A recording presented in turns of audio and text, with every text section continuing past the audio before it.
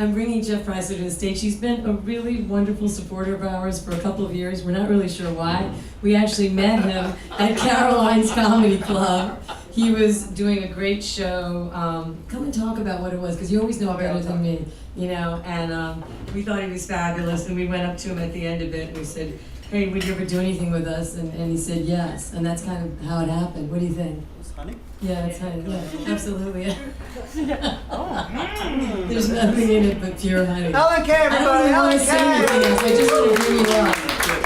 Thank you. Well, we almost hugged. Before I begin, I want to hug. Okay. After this, I don't know about the rest of you, I would love to hear more about Jerry Stiller's lesbian experiences. Thank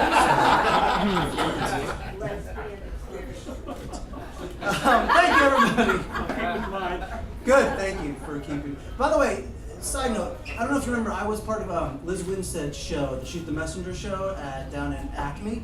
You two were guests on the show, and my wife and I were on the show together, performers and writers. We said, you two have had a long, distinguished life and career as a couple of writer-performers. What's the secret to how do you keep the performance, the creativity, and the life together? And Anne, you said communication, and Jerry, you said Anne is always right. Two problems. One, I'm the husband, and two, my wife's name is Anne. So I'm fucked. Thank you very much. We're in the ballpark. Yeah. Hey guys, please, a round of applause for everyone you've seen tonight. All the performers, for Ellen and Seth, and Jane behind the bar, and everybody. I would never be able to remember all the names of all the performers. Amy, that was great. Amy, we met. Yeah, we met not too long ago when you came into my office. I work as a nurse's aide.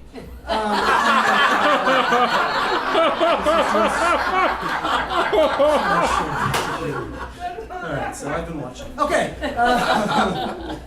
So I don't want to take too much time, everybody. We're all going to die soon. So I wanted to say a little about myself, maybe talk a little bit about how we met, about Russia, which is sort of why I guess we're all going to die soon, and some other things. First of all, as I mentioned, I am married. Sorry, guys. And my female wife and I, we have a little baby and an adorable little alarm clock that gets me out of bed every day, no matter how sad I am. And there's a truth about having kids. I'm sure many of you know. It sounded cliche before I experienced it, but having a kid changes your perspective, changes what's important to you. Like, I'd always been interested in politics. That's why I have a jacket. But I'm like, I can think and spend all my time thinking about my baby, or I can think about politics.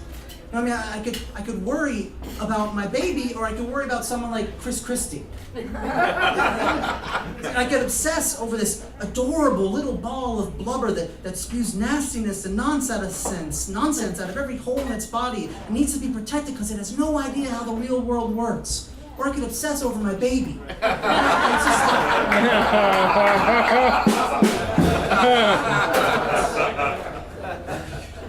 warm that up. I got a couple more of those. All right. I do worry about my baby. I worry about my kid a lot. I mean, first of all, one of us has to get a real job. And I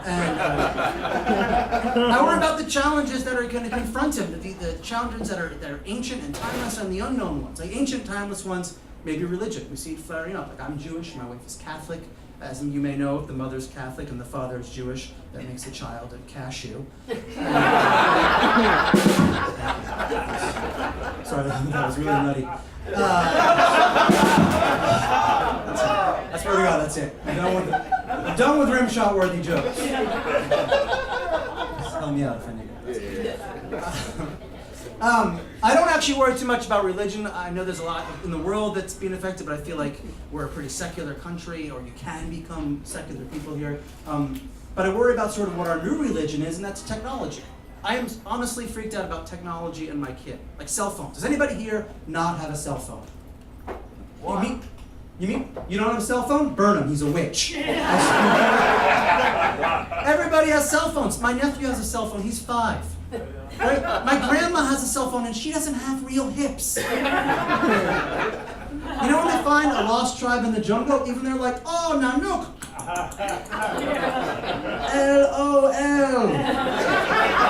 Look out, lion!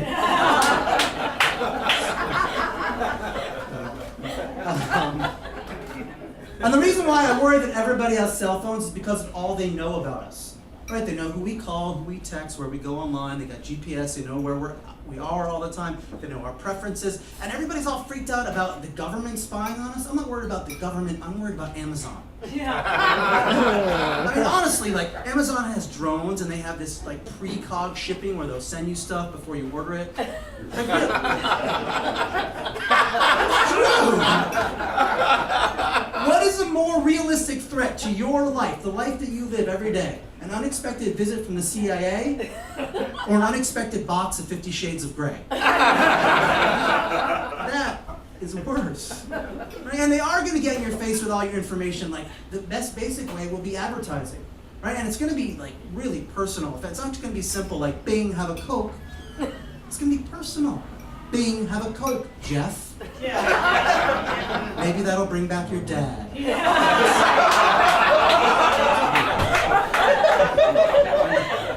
My dad is fine, he's just emotionally absent.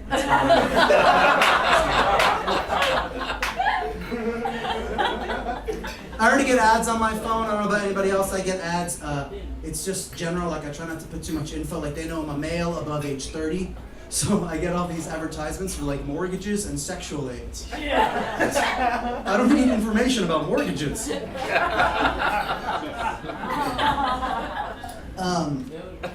the other thing that I will, not the other thing, but one thing I'll talk about now, while I have time, that I worry about my son. I don't worry about, there's no segues there. I worry about, honestly, there's technology, and there is sort of the future.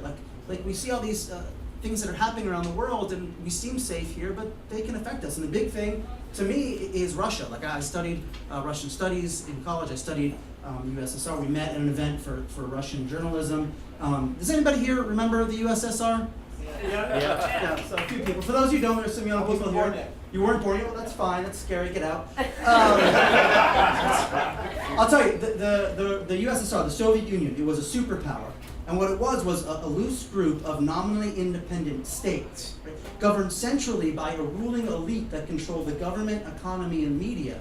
And the whole thing collapsed because of a false economic myth, a failed invasion of Afghanistan, and the fact that their leaders were chosen according to party and popularity by their brothers, a rigged election, and a secret council of elders. Really glad we're not like that.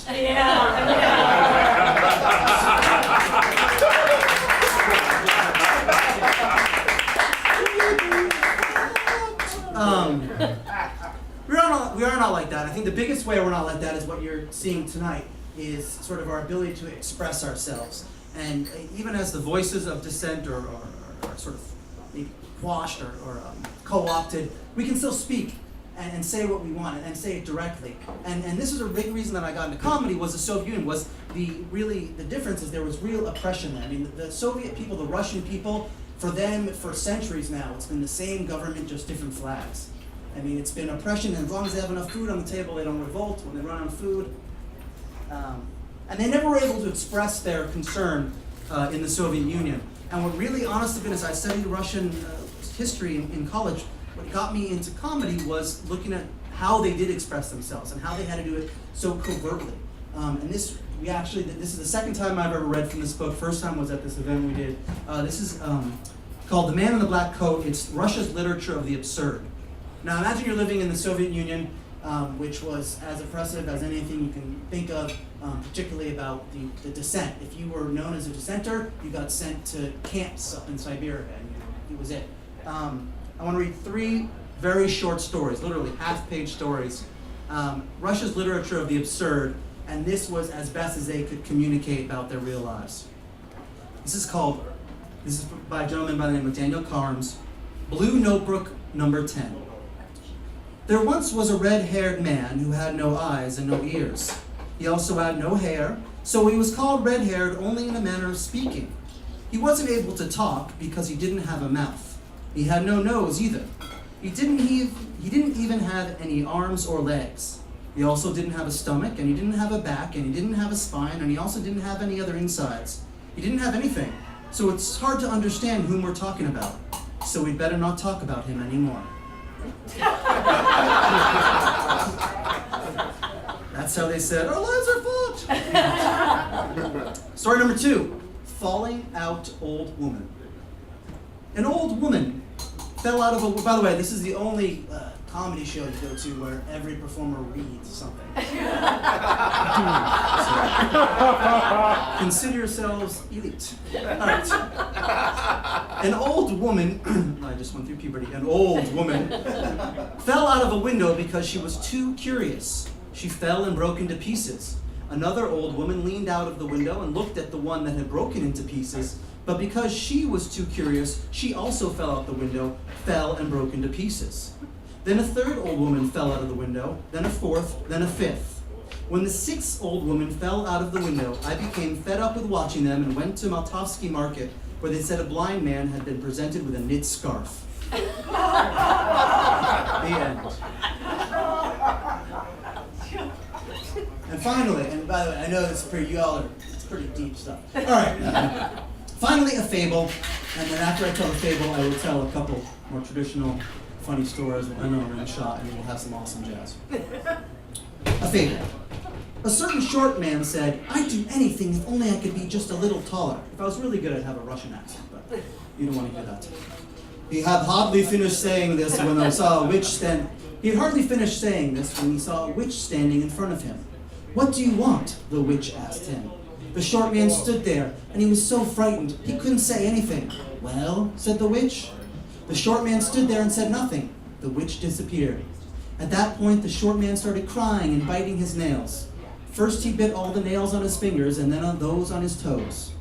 Reader, think hard about this fable, and you will feel pretty strange. I will end on a couple things. It's been a wonderful long evening. Should I end on talking about women in politics? Should I end on talking about how I just went through heart surgery? Should I end on talking about Heart surgery. Heart surgery. All right, we'll do this. I'll talk about heart surgery. It's not yet hilarious, and if that doesn't work, we'll do a quick little ditty in the middle. Already hilarious. Thank you. I actually am 3 months out of heart surgery. Scars. Hold on, let's not get greedy, ladies. Soon this point. Yes, I had heart surgery. Thanks, Obama. Actually, thanks, Obama, because if it weren't for Obamacare, I'd be buried under 200 grand of debt or 6 feet of dirt. I have heart surgery, and I know I have heart disease. And you look at me, and I think I don't look like a candidate for heart disease. I know this body makes me look fat. And I am sort of in show business, so my blood has a high level of bullshit. But I don't know why I have heart disease, and no one knew why I had heart disease. You know, it's like I wasn't living Lindsay Lohan's life, but I had Wilford Brimley's disease. And no one knew, and so I went for this heart procedure called a catheterization. Some of you may have heard of it. It's where they go in through they make a little incision here in your leg, and they snake a little wire, a little camera up, and they look in your heart, because apparently the way to a man's heart is through his groin.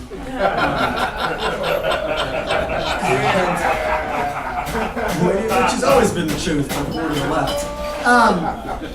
And no one knew why I had heart disease. And I wanted to know. I'm a curious guy. And so you can actually stay awake during this procedure. You can choose to be totally awake. There's numb there. So I was wide awake, and I was watching on this little monitor, this little TV screen. And I was wide awake because I figured, hey, if I'm going to die, I want to get some jokes out of it.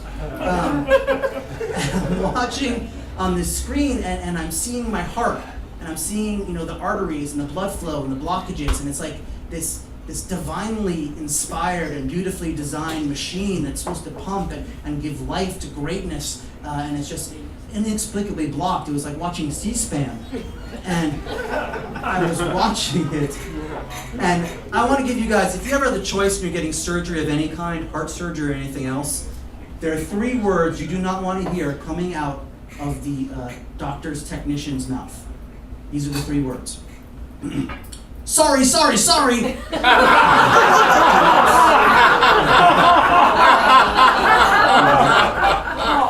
I heard those. I was like, hey, you fix one thing but cause another problem.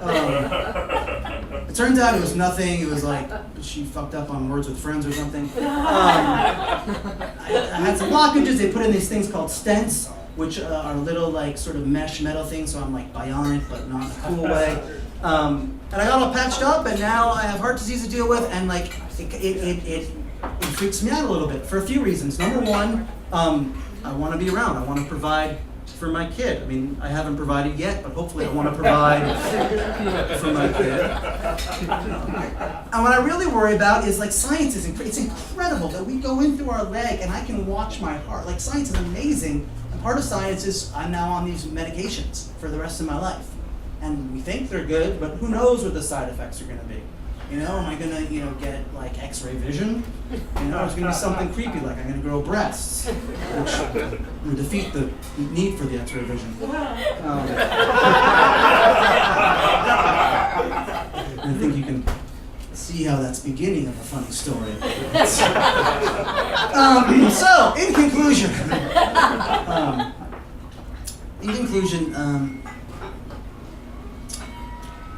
I will say this, I do worry about my son, I worry about the future of this world, and I worry about my own heart disease, I worry about a lot of things, and my solution to every problem is education. I think whoever you are, pursue your education. You want to be a comedian, great, have an education too. You want to be a singer, have whatever you want, have an education. I want that for my son. I particularly want a college education because, as you know, get a college degree. It's the difference between working at McDonald's and managing McDonald's. I just worry about how expensive it is. Right? Isn't college expensive? You know, there's books and tuition and roof and all. And don't do that. And their dates got up and left their drinks, and I was like, don't do that. It's cool. It'll be fine. College is expensive. Let me stay on target. College is expensive. And my kid, like, student loans. People here probably have student loans. Student loan issues. Give kids $100,000, $200,000. Don't say anything. So you graduate, and they call you up, they send you a text, they email you. When you move throughout the rest of your life, the first letter at your new apartment, student loan company. You cannot run from a student loan company. You cannot hide from a student loan company. Student loan companies will track you to the ends of the earth. I swear, if Osama bin Laden had a student loan, we would have called him September 12th. Good enough, guys. My name